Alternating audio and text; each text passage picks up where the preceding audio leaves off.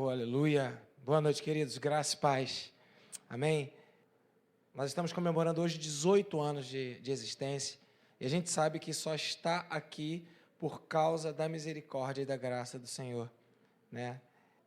É muito gostoso vê-lo aqui participando conosco desse aniversário. Então, você está de parabéns. Você pode dizer isso para a pessoa que está do seu lado, perto de você? Você está de parabéns, parabéns, parabéns. Mas eu queria trazer uma palavra para você. Eu não gostaria de citar aqui nomes e pessoas e tal, porque a gente é muito grato a tanta gente que já fez tanto por essa igreja, né? Gente que já esteve aqui, que já passou e já se foi, mas deixaram aqui marcas de bênçãos em nossa igreja. Então eu quero, nesse aniversário, deixar uma palavra de Deus para a sua vida, né? Lá em Mateus capítulo 4, versículo 4, a gente não vai se alongar muito, mas eu queria dividir essa mensagem, porque essa é uma igreja que tem uma mensagem. Essa igreja tem uma palavra para a sua vida.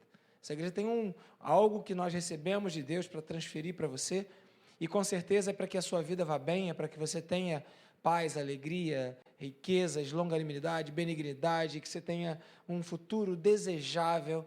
E a gente entende, crê e acredita que a única saída para que todas essas coisas aconteçam é através da observação, do conhecimento, daquilo que Deus tem para as nossas vidas, daquilo que Deus propõe para as nossas vidas, e a partir daí da execução, quando a gente traz para dentro das nossas vidas e faz aquilo que realmente Deus quer que a gente faça. Eu pedi para tocar hoje, porque quando a gente começou a igreja, em 2001, né? É muito interessante, a gente teve já, esse é o 5º endereço que essa igreja tem, né? Nós passamos por muitos lugares antes de Deus nos dar esse lugar aqui, que é um milagre de Deus em nossa história, né? Ao longo desses 18 anos passamos por 5, e eu me lembro que quando efetivamente a gente conseguiu estabelecer aqui na igreja a Doc Lobo 379, era um lugar bem pequeno, né? E parecia que tinha muita gente, é porque o espaço era bem apertado, né? E é muito estratégico isso. Mas eu me lembro que no início, né, não havia, nosso objetivo era que algumas pessoas chegassem para a igreja e conhecessem a igreja, e não havia gente. Então eu me lembro que a gente fazia culto segunda, quarta e sexta, e domingo. E por inúmeras vezes, muito mais do que uma vez, né, eu chegava, abria a igreja, levantava as portas de ferro e varria a porta, e depois ligava as luzes, e depois arrumava o que a gente tinha de som. Era uma caixa Stanner que a gente tem até hoje, né? Ligava um violão, que agora está continuando o legado dele ali no São Carlos, né? Pegava aquele violão e a gente fazia o louvor. E eu confesso aos irmãos que várias vezes não tinha ninguém para participar daquele momento de louvor. É muito impressionante o poder da fé. É muito impressionante quando você faz as coisas sem conseguir vê-las. É difícil, né, irmãos? Fazer as coisas sem ver é difícil, né? E a gente dirigia um louvor para uma igreja vazia e profetizava, vai ter gente um dia nessa igreja, vai ter gente. E pregava para que pessoas chegassem, ninguém ouvia a mensagem. E eu me lembro que uma vez eu preguei com tanta violência que eu até bati no púlpito e não tinha ninguém, irmãos. Eu acho que porque não tinha ninguém, eu fiquei tão à vontade que eu dei aquela palavra de exortação, né? E é inacreditável que a Bíblia, aquilo que foi lido aqui, é fato, é real. Se você semear, ainda que você não veja, ainda que você não enxergue, ainda que as coisas não sejam racionais ou lógicas, mas se você semear na presença de Deus, eu posso te afirmar que é impossível que você não volte colhendo, com a colheita nas mãos, com os feixes nas mãos. E você é resultado de uma semeadura que foi feita. Você é o resultado. Domingo, né, a gente tinha mais pessoas, tinha umas 14 ou 15 na igreja. E tinha culto de manhã, culto de noite, e a gente foi crescendo, e nessa dinâmica Deus nos trouxe até aqui. Então é muito gostoso, né, a gente ver você aqui hoje, você que está nos visitando, você que é convidado, você que é membro da igreja, você que já foi membro da igreja, você que é familiar aqui de algum conhecido. É muito bom que você esteja aqui.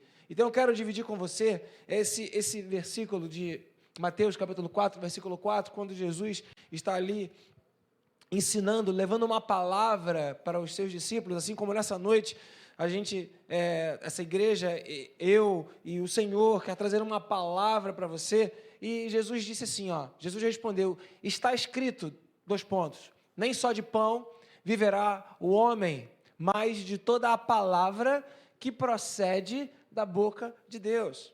Esse texto é referência a Deuteronômio, capítulo 8, quando o povo está no deserto, pede comida, e aí o Moisés ele vem escrevendo para o povo, dizendo, olha, eu te deixei passar fome, eu te deixei você ter necessidade para te ensinar, durante aqueles 40 anos que eu sou que te sustento. E que não é só de pão que vive o homem, mas de toda a palavra que procede da boca de Deus. Então veja, eu queria hoje destacar com você, porque a palavra ela é muito rica, muito viva, e se você lê-la 1 milhão de vezes, você vai ter 1 milhão de perspectivas novas e diferentes, porque veja, está escrito que nem só de pão viverá o homem, mas de toda a palavra que procede. Procede é atual, procede é hoje. Procede é uma coisa que acontece hoje. Então veja, a vida do homem, essa vida plena, a essência do existir, ela procede da boca de Deus. Não é só de pão, não é do passado que procedeu da boca de um Deus que já fez, é presente, procede da boca de Deus, porque o Deus que falou no passado é o Deus que também fala no presente. O Deus que declarou que Ele sustentaria, é o Deus que declara que vai sustentar. O Deus que declarou que falaria com todo aquele que o buscasse, é o Deus que ainda fala a todo aquele que buscar a sua presença, a sua face. Se você buscar como você buscou, da mesma forma que Deus falou, Deus falará de novo ao seu coração. Amém, queridos? Essa é uma experiência que nos aproxima da realidade de um Deus que nos dá uma palavra. Porque se a gente não sabe viver da maneira certa, a vida vai dar errado. E tem muita gente querendo viver através do pão. A vida dá errado, através das coisas, a vida dá errado. E tem muita gente bolando aí estratégias, alvos, objetivos para que a vida dê certo. Quantos planos? Quando eu era mais novo, tinha uma canção meio melancólica, eu acho que ninguém aqui vai lembrar dela, mas a canção dizia o seguinte, quantos sonhos são desfeitos, tudo é pura ilusão. Não é desejo do Senhor que você viva assim. Nada é certo em teu viver. Pode você hoje confiar que Jesus nunca falhará. Alguém lembra dessa música aqui, irmãos? Se a gente não sabe como vai viver direito, vai dar errado. Então você precisa de uma estratégia, de um alvo, de um objetivo, de um conhecimento de como a vida é e de como a vida desenrola. Eu tenho 51 anos e ainda não sei como a vida é. E a gente está aprendendo como a vida é, como a vida se desenrola, para que a gente possa ter uma estratégia, saber o que fazer, para onde ir, não é isso? No dia a dia de cada um de nós, a gente bola planos, estratégias, faz coisas para que, de alguma maneira, a gente encontre um resultado que nos agrade e faça a vida dar certo. Mas o Senhor fala que a vida, né, o homem vai viver, não é apenas daquilo que ele entende que é necessário, mas o homem vai viver da palavra que procede da boca de Deus. Então, a gente precisa entender, de uma maneira muito clara, 2 tipos de conhecimento, que é o conhecimento natural, daquilo que você vai adquirindo com a sua experiência pessoal, daquilo que você vai lendo nos livros, daquilo que você vai vendo nos sites da vida, e esses conhecimentos naturais, eles vão te ajudando a você escolher os caminhos da sua vida. Então, a gente precisa entender que esse conhecimento natural, ele é diferente do conhecimento espiritual. E precisa entender que o conhecimento natural, embora ele seja importante, embora ele seja útil, embora ele abra portas, embora nos ajude a viver, o conhecimento natural é inferior ao conhecimento espiritual. Por mais que você se conheça inteligente ou ache que você é safo, né? E de manhã a gente falou sobre aqui a questão do sábio. O sábio já sabe, por isso não aprende. Porque se já sabe, ele não vai aprender. Só vai aprender aquele que fala, talvez eu não saiba, talvez seja diferente, talvez tenha algo novo. Então o sábio já sabe, não aprende nada, porque acha que já sabe, mas aí a gente começa a ter esse conhecimento humano, achando que já sabe, mas a vida não está acontecendo segundo nossos planos, segundo nossos desejos, e a vida vai dando errado, e as portas vão fechando, e as coisas vão ficando erradas. Amados irmãos, se você não mudar, nada vai mudar na sua vida. Se nada muda, então veja, esse conhecimento natural, ele dá uma ajuda, mas ele é inferior ao conhecimento espiritual. Por isso que a gente chama de conhecimento espiritual um conhecimento do sobrenatural. Conhecer a Deus, relacionar-se com Deus, ouvir a voz de Deus, é algo sobrenatural, que ultrapassa o nível do conhecimento intelectual, da erudição que cada um pode adquirir através dos estudos e dos livros, da leitura, das faculdades e dos títulos. Existe um conhecimento sobrenatural que é superior. Pedro e João revelaram um conhecimento espiritual, mesmo sem possuírem um conhecimento natural. Atos, capítulo 4, versículo 13, diz assim: vendo a coragem de Pedro e de João, e percebendo que eram homens comuns e sem instrução, ficaram admirados e reconheceram que eles haviam estado com Jesus. Porque talvez muitos alcancem um padrão de acerto na vida por causa do conhecimento natural. E isso demanda um sem número de livros lidos, um sem número de experiências realizadas, provas feitas.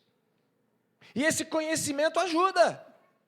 Mas o conhecimento espiritual, ele de alguma maneira, ele é superior ao conhecimento natural, porque ele distingue, porque ele ajuda a quem o possui a ser, de alguma forma, compreendido como detentor deste conhecimento, embora ele não esteja em nenhum livro, ele simplesmente acontece com aqueles que estão com Jesus.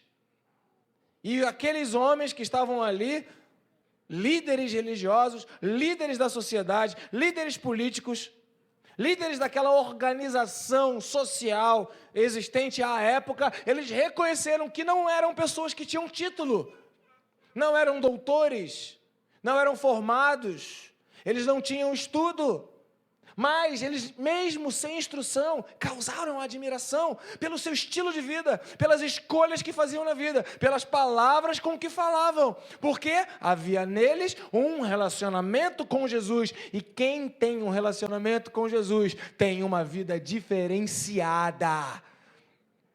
Eu me lembro bem quando um texto me chamou muita atenção, quando Moisés, lá na época de Faraó, o povo de Israel preso no Egito, e Deus separa Moisés e orienta Moisés: vai lá e se apresente a Faraó e declare: deixa meu povo ir.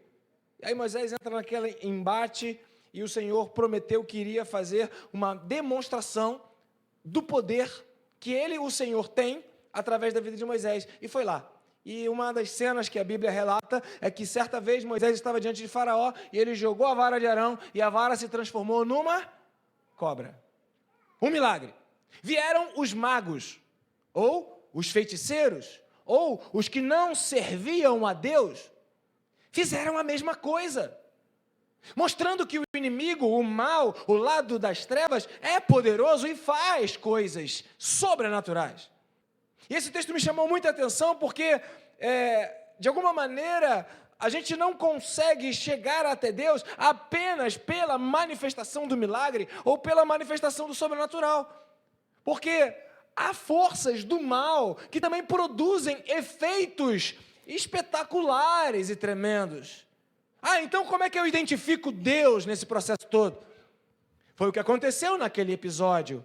A cobra que havia sido transformada por Deus, ela subjugou, ela mordeu, ela comeu, ela devorou as outras que haviam sido feitas pelos feiticeiros e pelos magos. Ela sobreviveu, ela foi maior, ela obteve êxito em cima da obra do inimigo. E é isso que Deus faz conosco com o conhecimento sobrenatural que vem através da revelação.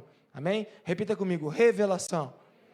De manhã a gente estava aqui no culto e falávamos sobre um Deus que oculta algumas coisas de algumas pessoas e que revela algumas coisas a outro tipo de pessoas. E essa revelação de Deus, ela não vem através de um conhecimento natural. O conhecimento natural, ele vai me ajudar. Ele vai me ajudar a ter uma vida financeira equilibrada.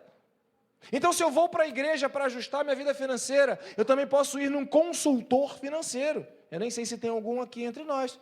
Pessoas que têm a habilidade, o estudo, né, a capacitação técnica de ajustar a contabilidade. Tem até programa na TV que faz isso. E aí ajudam as pessoas a sair dos seus invernos ou infernos financeiros. Porém, essa obra natural, ela não garante a permanência, ela não garante uma transformação, ela não garante que você será o tempo todo abençoado e bem-sucedido, mas o que Deus faz, garante. Deus usa um médico para curar o seu corpo. Tu está doente, você vai no médico, faz um exame, ele vai fazer uma checagem naquele exame, e você vai tomar o remédio que o médico lhe deu, amém, queridos? Você não vai se automedicar? Posso ouvir um amém, queridos? E aí, tomando o remédio que o médico, o profissional, que estudou anos, tem gente que ainda está estudando anos, e a pessoa estuda, e te dá um diagnóstico que você é curado. Uau! O médico também te cura. Deus cura. O médico também cura. Então você começa então para que eu preciso de Deus? Eu vou buscar o conhecimento natural e Ele vai me ajudar. Vai. Mas ele não vai ser suficiente para revelar para você os maiores segredos e os maiores desafios da sua vida. Aquilo que ninguém pode lhe roubar e aquilo que faz com que você descubra o que é nascer de novo. Viver em plenitude de vida. Isso não é um conhecimento natural. Isso só vem através do conhecimento de Deus, do conhecimento do Espírito, da palavra que procede da boca de Deus. A palavra que procede da boca do homem, ela não será igual à palavra que procede da boca de Deus, porque ela não vai transformar a sua natureza. E a palavra de Deus, ela transforma a sua natureza. E a palavra de Deus, ela também distingue, ela também identifica, e ela também caracteriza quem a possui, quem a detém. Não tem como, num embate entre um conhecimento natural e um conhecimento espiritual, o conhecimento natural vencer. Não tem como. Atos capítulo 6, versículo 10, isso fica claro aqui. Quando acontece essa disputa, Estevão estava ali conversando, Estevão estava ali falando, e havia argumentação, gente estudada, gente inteligente, gente capacitada. Veja, eu não estou dizendo para você que você não deve estudar, pelo contrário, você deve estudar e muito, e a vida toda. Pastor Lúcio está terminando o curso de teologia, daqui a pouco ele vai começar algum outro curso, eu não sei qual. Então veja, não é que você deva parar de estudar, pelo contrário, busque conhecimento, ele vai te ajudar, mas a verdadeira diferença na sua vida, porque a gente busca conhecimento esperando obter um resultado, não é isso? Eu estudo, quero trabalhar, quero ganhar dinheiro. Eu estudo, quero ter uma margem para que o meu conhecimento ele seja difundido, para que eu possa utilizar o que eu aprendi para trazer resultados e isso me beneficiar, e pelo menos eu ter a alegria e o prazer de mostrar para os outros aquilo que eu tenho. Pode ser professor, que eu escolhi, uma boa ideia. Agora a questão é, o conhecimento natural nunca vai ser maior do que o conhecimento espiritual. Estevão estava discutindo com um monte de gente muito mais inteligente do que ele, mas não podiam resistir à sabedoria e ao espírito com que Estevão falava, porque era a sabedoria de Deus que estava na vida dele. Eu quero dizer para você que existe uma porção da sabedoria de Deus que é liberada todas as vezes que você tem a coragem de vir à igreja, sentar aqui e ouvir a palavra de Deus que é liberada sobre o seu coração.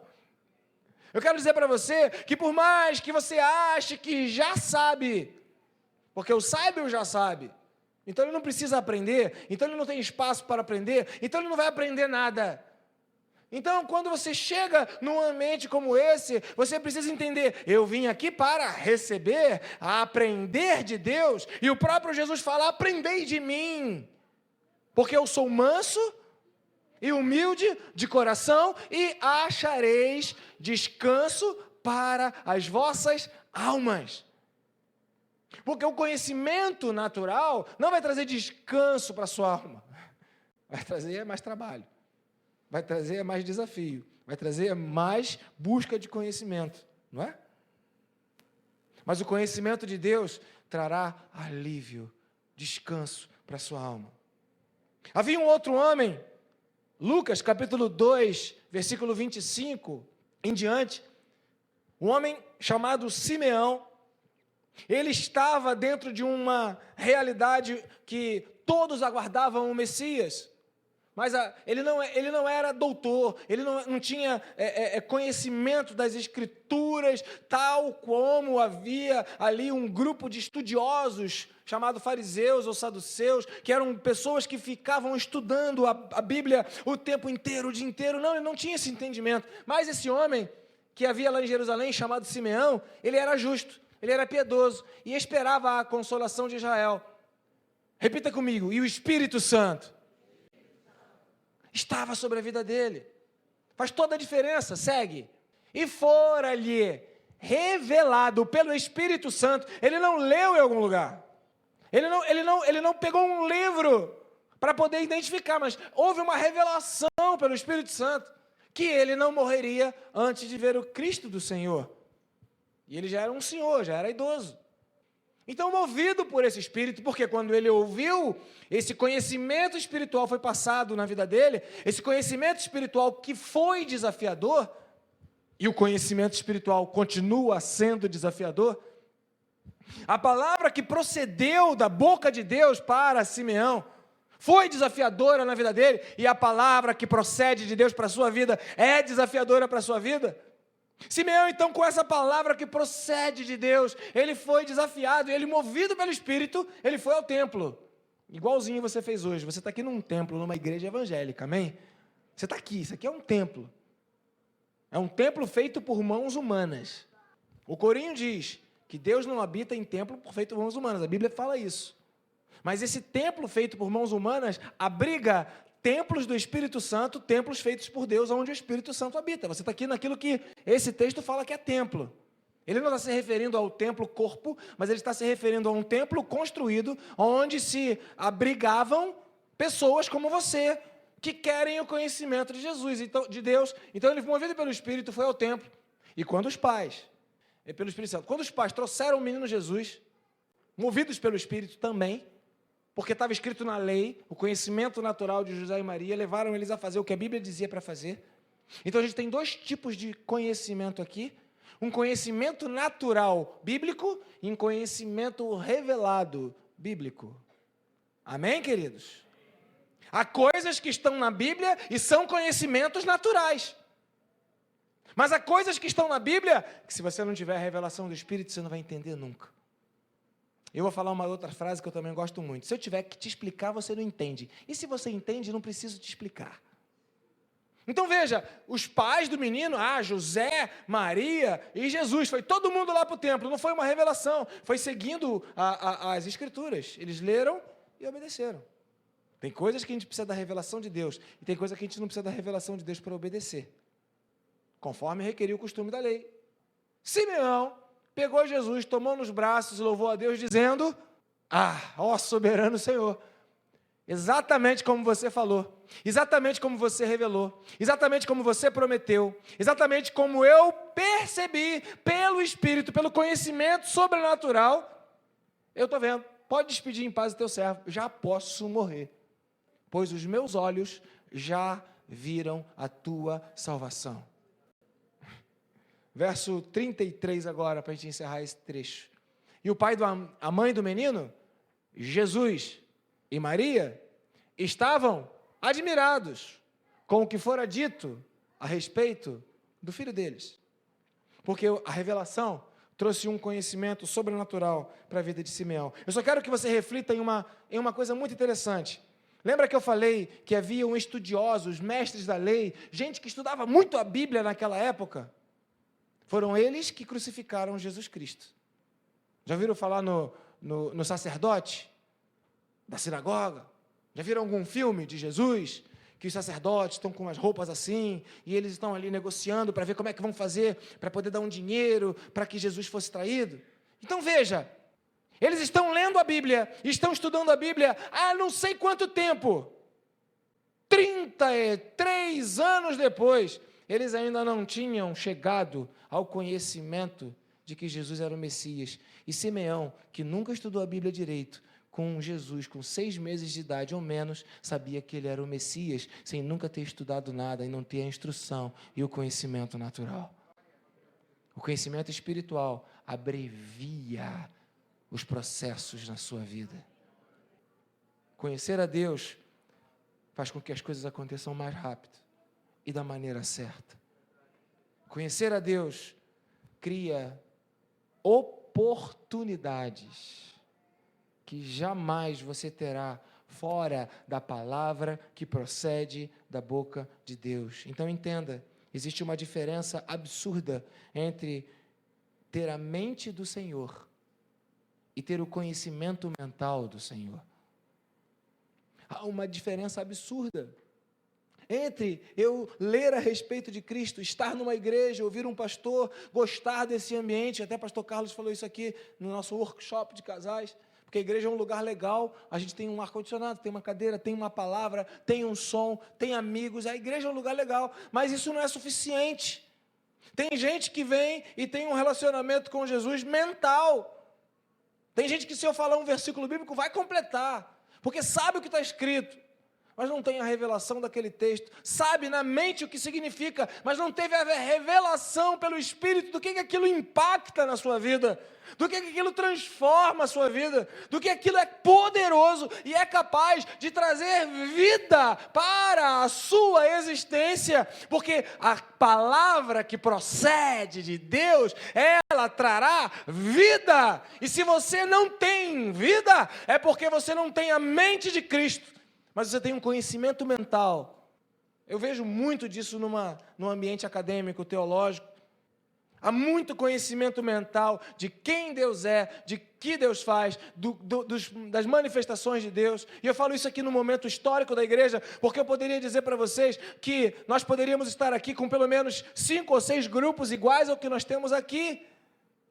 E tem muita gente que passou por aqui e, graças a Deus, desenvolveu a sua caminhada de fé. Mas teve muita gente que passou por aqui e se perdeu por causa de um conhecimento mental de Cristo e não de ter a mente de Cristo. A minha proposta para você está em 1 Coríntios, capítulo 2, verso 13, e depois verso 15 e 16. 1 Coríntios, capítulo 2, verso 13, diz assim: delas também falamos, não com palavras ensinadas pela sabedoria humana, mas com palavras ensinadas pelo Espírito.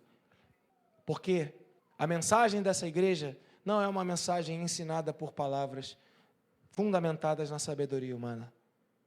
Queridos, essa palavra aqui que eu estou pregando para você, ela não foi analisada, estudada, preparada. Eu deitei na minha cama do lado de Drica, botei o fone de ouvido, botei a música para tocar.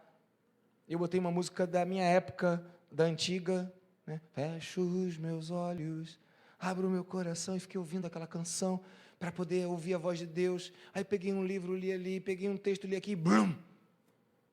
Por quê? Porque não é uma sabedoria ensinada pela mente humana, mas com palavras ensinadas pelo Espírito. E aí eu fui lá, no livro que a gente tem como tema do ano, Quebrando as Cadeias da Intimidação. Eu li aquele livro umas 4 ou 5 vezes, no mínimo, e quando eu li aquele livro eu falei, bom, para que as cadeias da intimidação sejam quebradas, eu preciso me achar debaixo da graça, debaixo da autoridade. Então, quem revelou isso daqui? Não fui eu, não. Isso veio. Talvez se eu fizesse uma análise, um estudo, viria a um conhecimento, mas não teria o poder que tem. Entende que a mensagem que se prega aqui não é ensinada pela sabedoria humana, mas com palavras ensinadas pelo Espírito? Aí você vai lá no livro, que é o tema do ano, você vai ouvir que essa mensagem foi tirada de lá, de um capítulo. Mas não tem nada a ver com o capítulo. Por quê? Porque a revelação de Deus, ela se renova todas as vezes que a gente abre o coração. E quando a gente não busca a sabedoria humana. Então eu falo isso para os irmãos, assim, abismado. Ou como eu gosto de falar, estupefato. De ver o que Deus faz. E de ver como Deus age. Porque Deus não depende de pessoas. Outro dia Deus usou o Igor aqui na mensagem. Daqui a pouco Deus vai usar o Lúcio aqui na mensagem. Deus usa. Porque Ele revela. Porque não são palavras ensinadas pela sabedoria humana. Então não precisa ser velho, não precisa ser estudado, não precisa ter conhecimento, porque Deus revela. Porque são palavras ensinadas pelo Espírito, interpretando verdades espirituais. Sabe o que eu estou fazendo aqui? Eu estou interpretando verdades espirituais. Se você não for espiritual, você não vai entender nada. Ou eu vou estar falando uma coisa, você está entendendo outra. Ou Deus vai estar levando você para um movimento do Espírito, como fez com Simeão, movido pelo Espírito. Deus vai querer mover você, e você vai entrar por aqui, e vai sair por aqui porque você não é espiritual. Mas, se você for espiritual, você vai entender que o que está sendo falado aqui são verdades espirituais. E eu louvo a Deus porque ao longo desses 18 anos, muita gente sobreviveu às verdades espirituais que são pregadas aqui nesse lugar. 15, por favor, 15 e 16. Quem é espiritual, discerne todas as coisas, porque tem a mente de Cristo, porque tem um conhecimento sobrenatural. E não adianta, ele mesmo não é discernido, porque não dá para entender de uma forma lógica, humana, pelo conhecimento natural, as coisas do Espírito. Mas quem é espiritual, discerne as coisas. Discerne as coisas. Sabe por quê? Verso 16. Porque isso está na mente do Senhor. E quem é que conhece a mente do Senhor? Nós. Nós temos a mente de Cristo. Amado, eu louvo a Deus, porque ainda tem gente que luta para ter a mente de Cristo. Ainda tem gente que quer a revelação da palavra para colocar em prática.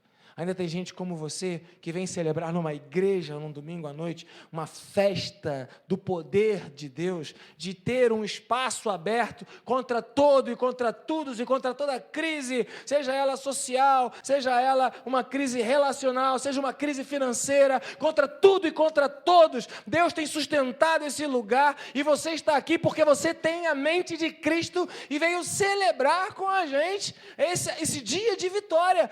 Amados, isso é uma coisa espetacular, isso é maravilhoso. Eu agradeço a Deus pela sua vida, agradeço a Deus que você veio aqui hoje, muito obrigado que você veio aqui hoje, porque aqui é lugar de gente esquisita, gente que não pode ser discernida de forma natural, gente que tem a mente de Cristo só pode ser discernida de forma espiritual, porque aprendeu que vive por toda a palavra que procede da boca de Deus. E se Deus tem boca, é a boca da igreja que Ele usa. E se Deus tem boca, é a boca da igreja que Ele usa, você está ouvindo a voz de Deus nessa noite sobre o teu coração.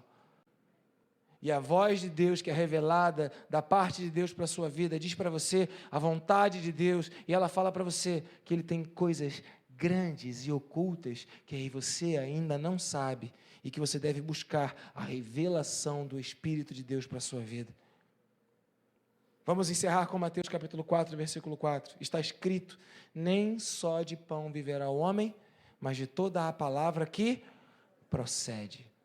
Ore por essa igreja, para que toda a palavra que for pregada nesse púlpito tenha a procedência de Deus.